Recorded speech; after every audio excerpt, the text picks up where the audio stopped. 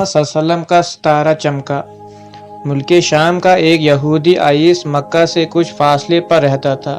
وہ جب بھی کسی کام سے مکہ آتا، وہیں کے لوگوں سے ملتا تو ان سے کہتا، بہت قریب کے زمانے میں تمہارے درمیان ایک بچہ پیدا ہوگا، سارے عرب اس کے راستے پر چلیں گے، اس کے سامنے ذلیل اور پست ہو جائیں گے، وہ عجم اور اس کے شہروں کا بھی مالک ہو جائے گا۔ یہی اس کا زمانہ ہے۔ جو اس کی نبوت کے زمانے کو پائے گا اور اس کی پیروی کرے گا، وہ اپنے مقصد میں کامیاب ہوگا۔ جس خبر اور بھلائی کی وہ امید کرتا ہے، وہ اس کو حاصل ہوگی، اور جو شخص اس کی نبوت کا زمانہ پائے مگر اس کی مخالفت کرے گا، وہ اپنے مقصد اور آزمائشوں میں ناکام ہوگا۔ مکہ معظمہ میں جو بھی بچہ پیدا ہوتا، وہ یہودی اس بچے کے بارے میں تحقیق کرتا اور کہتا، ابھی وہ بچہ پیدا نہیں ہوا۔ آخر جب نبی کریم صلی اللہ علیہ وسلم اس دنیا میں تشریف لائے تو عبد المطلب اپنے گھر سے نکل کر اس یہودی کے پاس پہنچے۔ اس کی عبادت گاہ کے دروازے پر انہیں آواز دی۔ عیس نے پوچھا، کون ہے؟ انہوں نے اپنا نام بتایا۔ پھر اس سے پوچھا، تم اس بچے کے بارے میں کیا کہتے ہو؟ اس نے انہیں دیکھا، پھر بولا، ہاں تم ہی اس کے باپ ہو سکتے ہو۔ بے شک وہ بچہ پیدا ہو گیا ہے جس کے بارے میں تم لوگوں سے کہا کرتا تھا، وہ ستارہ آج طلوع ہو گیا ہے جو اس بچے کی پیدائش کی علامت ہے، اور اس کی علامت یہ ہے کہ اس وقت اس بچے کو درد ہو رہا ہے۔ یہ تکلیف اسے 3 دن رہے گی اور اس کے بعد یہ ٹھیک ہو جائے گا۔ راہب نے جو یہ کہا تھا کہ بچہ 3 دن تک تکلیف میں رہے گا، تو اس کی تفصیل یہ ہے کہ آپ نے 3 دن تک دودھ نہیں پیا تھا، اور یہودی نے جو یہ کہا تھا کہ ہاں آپ ہی اس کے باپ ہو سکتے ہیں، اس سے یہ مراد ہے کہ عربوں میں دادا کو بھی باپ کہا جاتا تھا، اور نبی کریم صلی اللہ علیہ وسلم نے ایک بار خود فرمایا تھا، میں عبد المطلب کا بیٹا ہوں۔ یہودی نے عبد المطلب سے یہ بھی کہا تھا، اس بارے میں اپنی زبان بند رکھنا، یعنی کسی کو کچھ نہ بتانا، ورنہ لوگ اس بچے سے زبردست حسد کریں گے، اتنی حسد کریں گے کہ آج تک کسی نے نہیں کی، اور اس کی اس قدر سخت مخالفت ہوگی کہ دنیا میں کسی اور کی اتنی مخالفت نہیں ہوئی۔ پوتے کے متعلق یہ باتیں سن کر عبد المطلب نے عیس سے پوچھا، اس بچے کی عمر کتنی ہوگی؟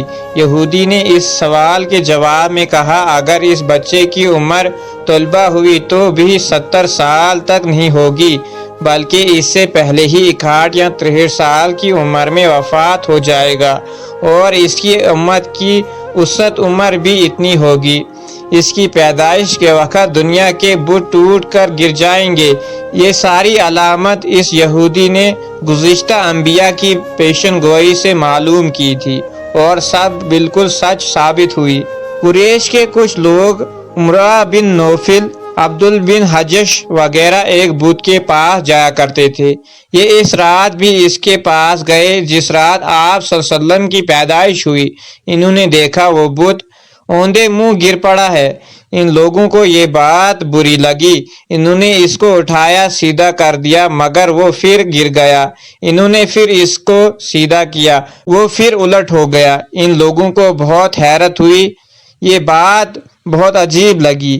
تب اس بت سے آواز نکلی، یہ ایک ایسے بچے کی پیدائش کی خبر ہے جس کے نور سے مشرق اور مغرب میں زمین کے تمام گوشے منور ہو گئے۔ بت سے نکلنے والی آواز نے انہیں اور زیادہ حیرت زدہ کر دیا۔ اس کے علاوہ ایک واقعہ یہ پیش آیا کہ ایران کے شہنشاہ کسریٰ نوشیروان کا محل ہلنے لگا اور اس میں شگاف پڑ گیا۔ نوشیروان کا یہ محل نہایت مضبوط تھا، بڑے بڑے پتھروں اور چونے سے تعمیر کیا گیا تھا۔ اس واقعے سے پوری سلطنت میں دہشت پھیل گئی۔ شگاف پڑنے سے خوفناک آواز بھی نکلی تھی۔ محل کے 14 کنارے ٹوٹ کر نیچے آ گرے تھے۔ آپ کی پیدائش پر ایک واقعہ یہ پیش آیا کہ فارس کے تمام آتش کدہ کی وہ آگ بجھ گئی جس کی وہ لوگ پوجا کرتے تھے اور اس کو بجھنے نہیں دیتے تھے، لیکن اس رات میں ایک ہی وقت میں تمام کے تمام آتش کداؤں کی آگ آنن فانن بجھ گئی۔ آگ کے پوجنے والوں میں رونا پیٹنا مچ گیا۔ کسریٰ کو یہ معلوم اطلاعات ملی تو ایک کاہن کو بلایا۔ اس نے اپنے محل میں شگاف پڑنے اور آتش کداؤں کی آگ بجھنے کے واقعات اسے سنا کر پوچھا، آخر ایسا کیوں ہو رہا ہے؟ وہ کاہن خود تو جواب نہ دے سکا، تاہم اس نے کہا، ان سوالات کے جوابات میرے معاوض دے سکتے ہیں، اس کا نام ستی ہے۔ نوشیروان نے کہا، ٹھیک ہے، تم جا کر ان سوالات کے جواب لاؤ۔ پتہ سے ملا، اسے یہ واقعات سنائے۔ اس نے سن کر کہا، ایک عصا والا نبی ظاہر ہوگا جو عرب اور شام پر چھا جائے گا، اور جو کچھ ہونے والا ہے ہو کر رہے گا۔ اس نے یہ جواب کسریٰ کو بتائے۔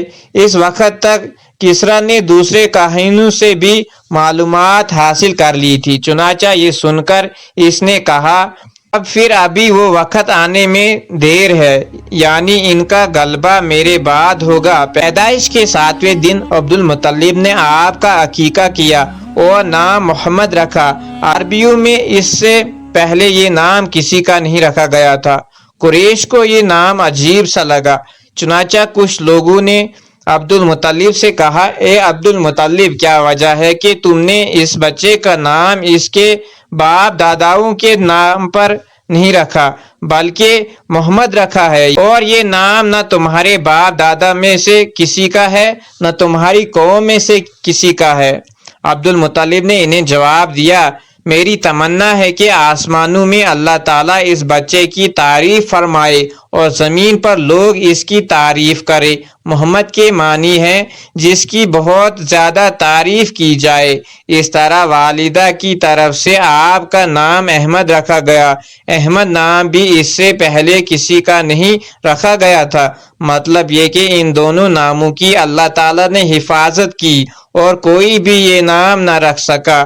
احمد کا مطلب یہ ہے سب سے زیادہ تعریف کرنے والا۔ علامہ سہلی نے لکھا ہے، آپ احمد پہلے ہیں اور محمد بعد میں، یعنی آپ کی تعریف دوسرے نے بعد میں کی۔ اس سے پہلے آپ کی شان یہ ہے کہ آپ اللہ تعالیٰ کی سب سے زیادہ حمد و ثنا کرنے والے ہیں۔ پرانی کتابوں میں آپ کا نام احمد ذکر کیا گیا ہے۔ اپنی والدہ کے بعد آپ نے سب سے پہلے رابعہ کا دودھ پیا۔ رابعہ نبی کریم صلی اللہ علیہ وسلم کے چاچا ابو لہب کی باندی تھی۔ ان کو ابو لہب نے آپ کی پیدائش کی خوشی میں آزاد کر دیا تھا۔ رابعہ نے آپ کو چند دن تک دودھ پلایا۔